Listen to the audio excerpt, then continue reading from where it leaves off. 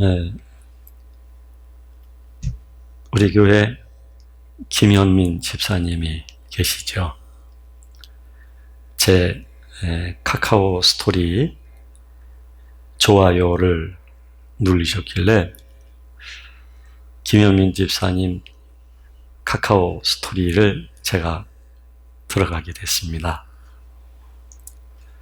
어느 이탈리아 코로나 치료 의사의 SNS상으로 글을 올린 것을 한국어로 번역된 내용이 기록이 되어 있어서 제가 읽어봤어요. 이탈리아의 38된 아주 젊은 의사인데 코로나 바이러스로 인해서 해당된 병원에서 치료를 하면서 숨가쁘게 하루하루를 보내고 있는 의사의 이야기입니다. 이 의사는 무신론자라고 해요. 어머니하고 아버지가 교회를 다니시는데 비웃었대요. 하나님이 어디 있을까? 우리 어머니 아버지는 왜 저렇게 열심히 믿는 걸까? 하면서 마음으로 비웃고 어리석다고 생각을 했대요. 그런데 병원에서 코로나 환자들을 치료하면서 처음에는 몇 명이, 그리고 나중에는 수십 명이, 그리고 더 나중에는 수백 명이 환자가 몰려오는데 치료에 한계가 있더랍니다.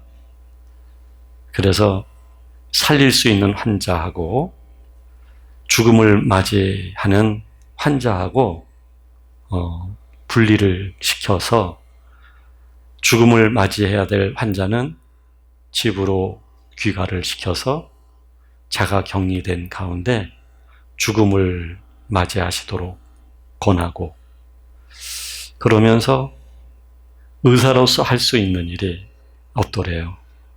그냥 그 정도로만 살릴 수 있는 환자와 죽음을 맞이할 수밖에 없는 환자를 분리하는, 이게 전부더랍니다. 그리고 수많은 환자는 계속 들어오고 치료에는 한계가 있고, 그러다 보니까 정신적으로도 그렇고 육체적으로도 그렇고 매우 피로가 누적되면서 한계점에 이르더래요.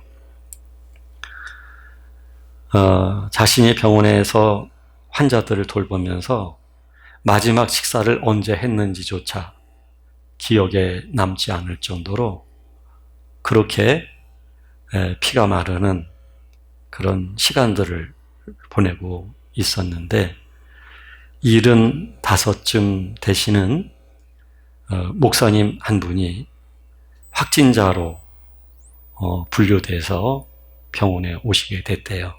네, 성경책을 들고 오셔서 환자들과 의료진들에게 성경을 읽어주시고 그러셨다고 해요.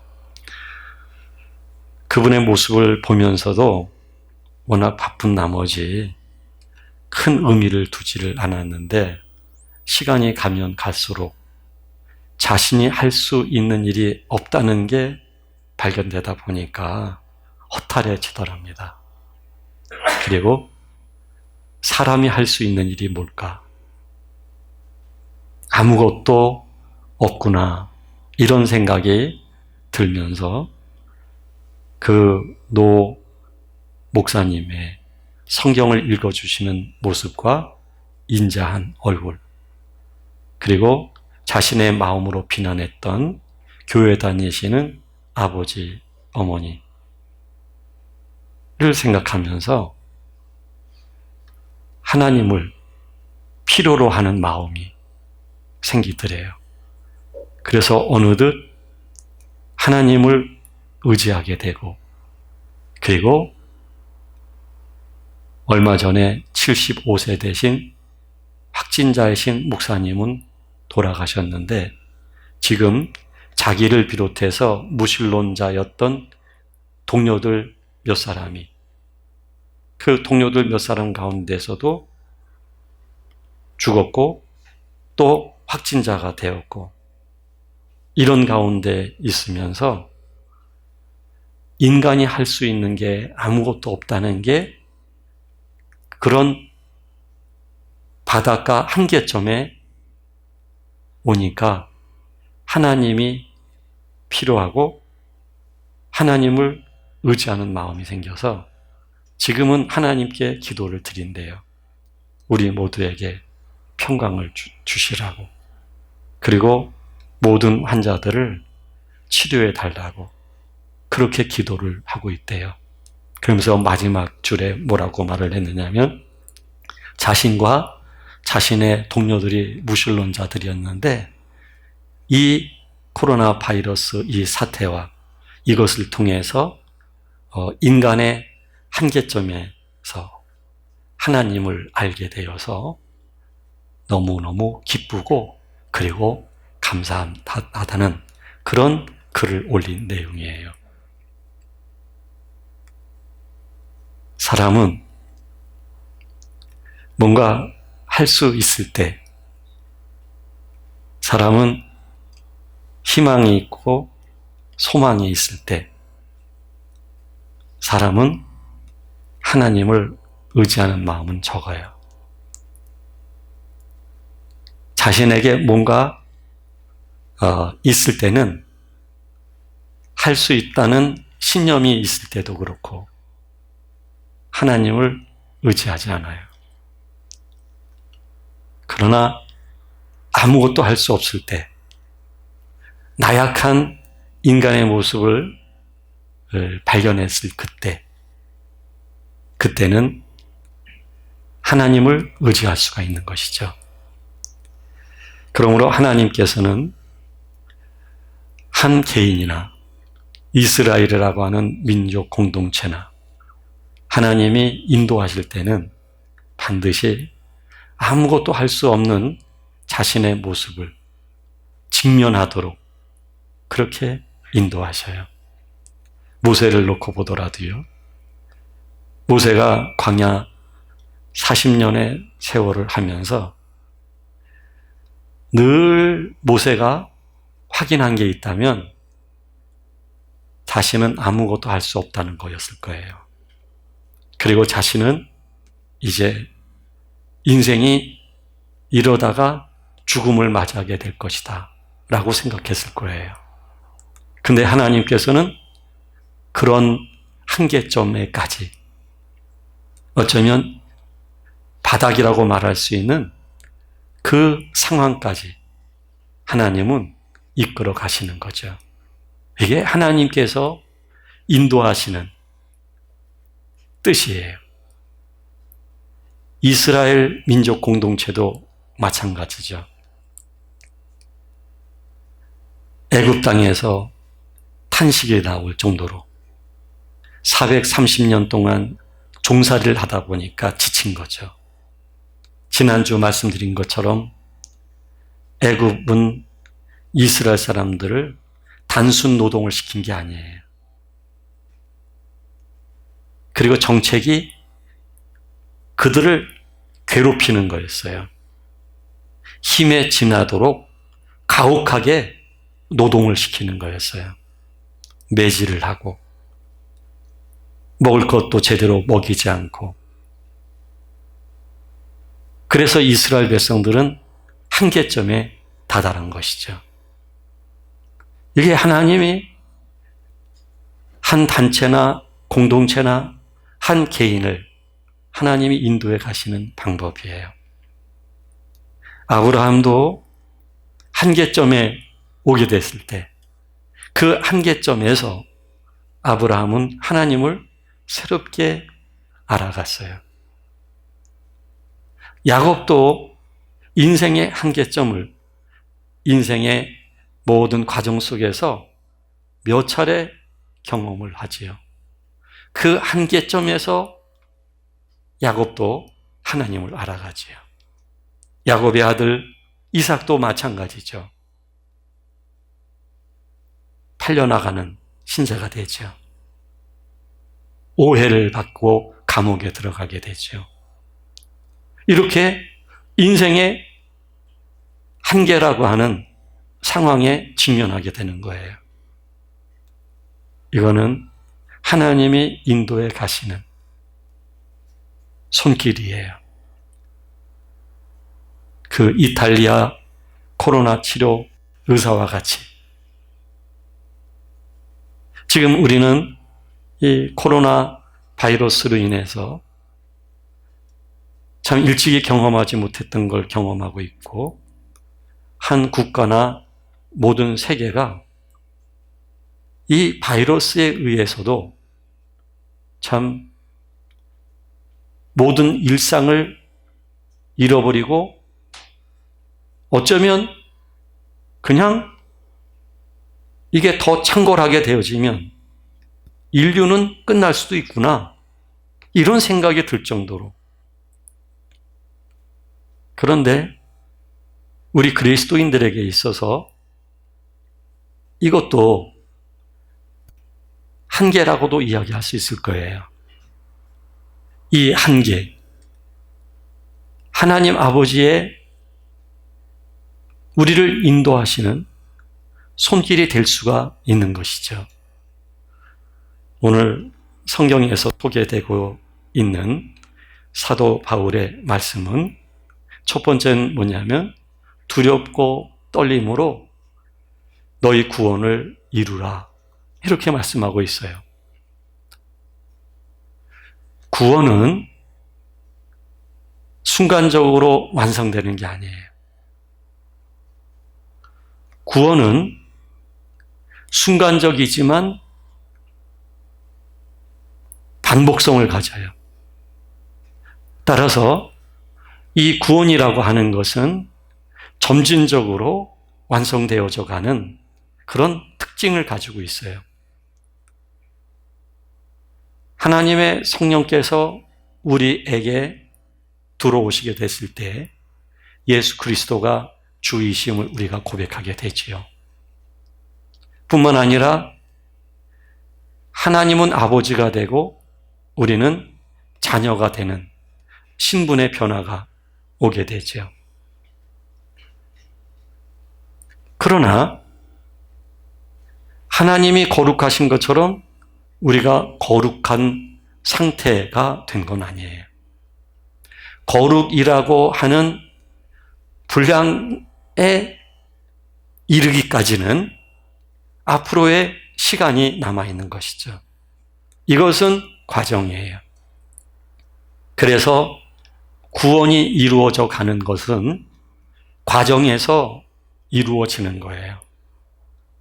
이 과정에서 우리는 여러 가지 일을 겪어요. 한계점에 다다를 때가 많아요. 그 한계점에서 우리는 수차례 절망하기도 해요.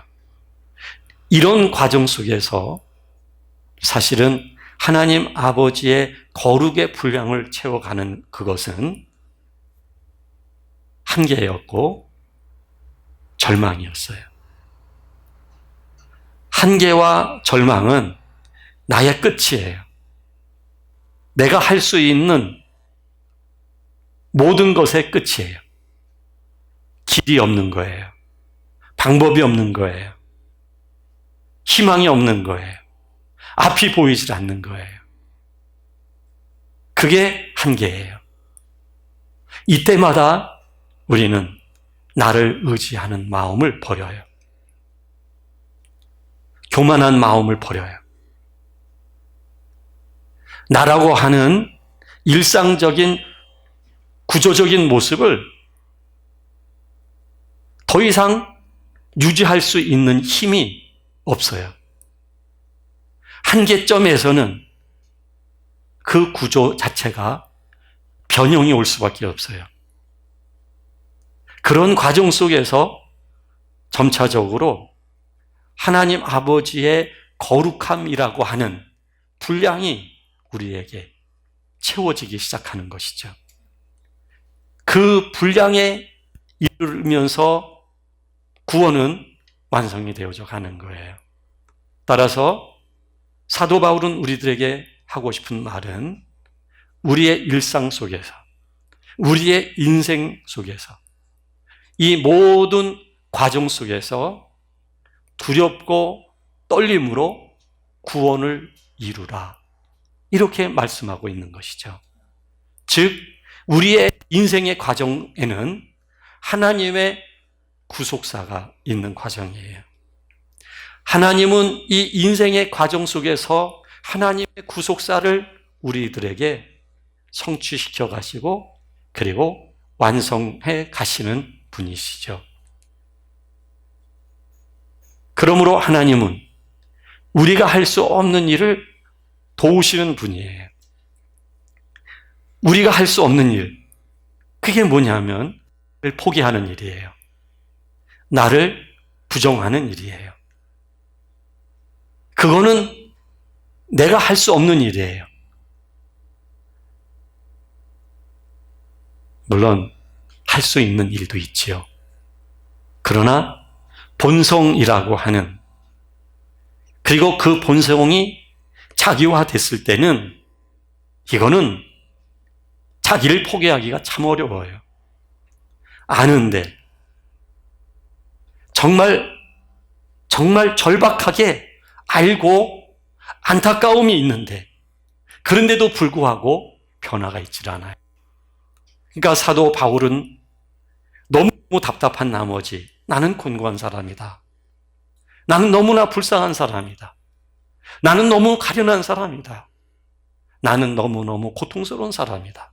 왜냐하면 하나님의 뜻대로 살고 싶지만 죄의 법 아래 사로잡혀 가는 자신의 모습을 보기 때문이다. 이 말을 하는 거예요. 그러니까 우리가 할 수 없는 일들이 있는 거죠. 나를 아는데도 나를 못 고쳐가요. 그래서 하나님은 우리를 도와주셔요. 그게 뭐냐면 하나님께서는 기쁘신 뜻을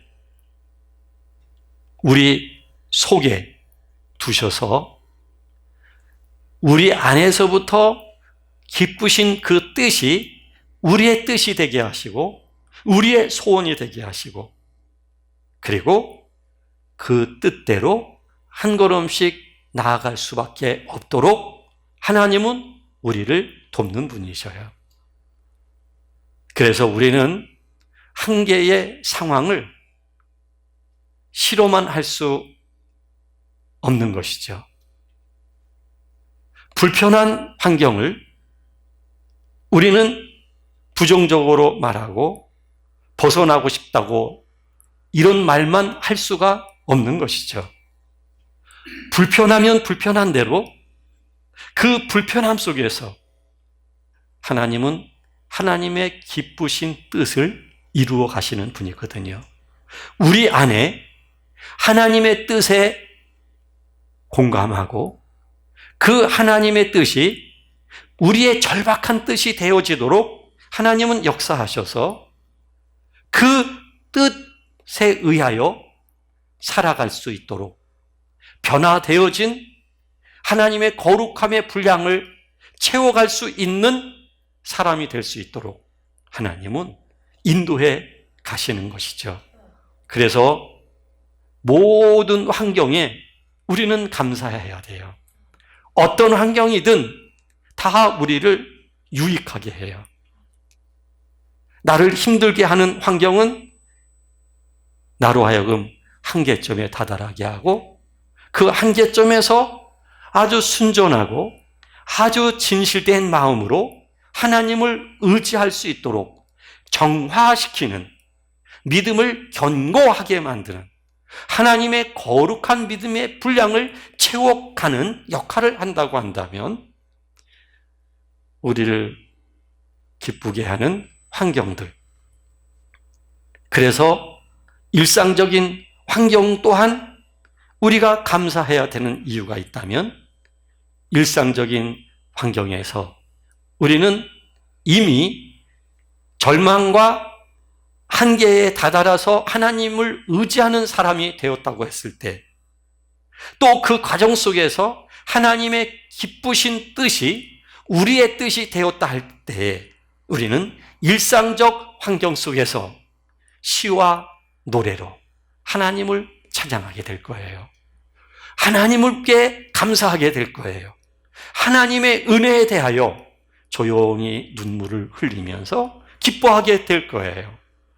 그 속에서도 나를 부정할 수 있는 믿음은 작동하기 시작할 거예요. 내가 하나님의 은혜에 대해서 감사할 수 있다면, 내가 하나님의 구속사의 손길을 통해서 한계점에서 하나님을 의지할 줄 아는 반복된 과정 속에서 가득한 믿음을 담은 사람이 되었을 때에, 우리는 일상적 환경 속에서 매우 소소한 것을 보면서도 기뻐하고 행복할 줄 아는 마음 속에서 우리는 하나님의 은혜를 말하게 될 것이고, 우리는 하나님의 하나님 되심을 경배하게 될 것이고, 그 자리가 어떤 자리든 하나님을 예배할 수 있는 마음을 가지게 될 거예요. 이 마음은 내가 나를 부정할 수 없었던 아주 단단한 나의 모습을 또한 부정할 수 있을 거예요. 그리고 나를 기꺼이 하나님께 드리고자 하는 마음이 가득할 거예요. 더욱더 하나님이 원하는 삶의 자리로 가고 싶어하는 마음이 넘치게 될 거예요. 심지어는 하나님의 영광을 위하여, 그리스도와 존귀케 되기 위하여, 하나님의 복음이 땅끝까지 이르기 위하여, 믿음의 덕을 세우기 위하여, 다른 사람들에게 진정한 빛을 발하기 위하여 기꺼이 환난도 시련도 받아들일 수 있는 마음을 가지게 될 거예요. 하나님은 이렇게 우리를 인도하시는 분입니다. 어떤 환경이든 하나님은 우리를 유익하게 하시는 분이에요. 하나님은 우리들에게 하나님의 모습을 닮을 수밖에 없도록 하나님의 거룩함을 채워주시는 분으로서 역사하시고 우리를 인도해 가시는 분이에요. 이것이 믿어지지 않을 때는 믿어지지 않는 모습으로 살겠지만, 그러나 하나님은 믿을 수밖에 없도록, 믿어질 수밖에 없도록 한계라고 하는 상황에 직면하게 하실 것이고, 그 한계라고 하는 상황에 직면했을 때에 믿는 부모님을 비난했던 마음을 접을 수 있는 것이죠. 그리고 자기 자신이 하나님을 의지하게 되어지고, 자기 자신은 아무것도 아니라는 걸 고백할 수밖에 없는 것이고, 그 고백 속에서 더 하나님을 마음으로 담을 수 있는 사람이 되는 것이죠. 이때 얻어진 평강, 이때 얻어진 고요함, 이때 얻어진 그 생명의 풍성함, 그것을 맛본 사람이라고 한다면 두 번 다시 자기로 살았던 그 자리로 돌아가지만은 않을 거예요. 왜냐하면 이 평화가 중요하기 때문에, 하나님 아버지와 함께 살아가는 이 삶이 너무나 존귀하기 때문에, 그래서 모든 사람하고도 관계에서 시비가 생기지 않을 거예요. 원망이 생기지 않을 거예요. 미움이 생기지 않을 거예요.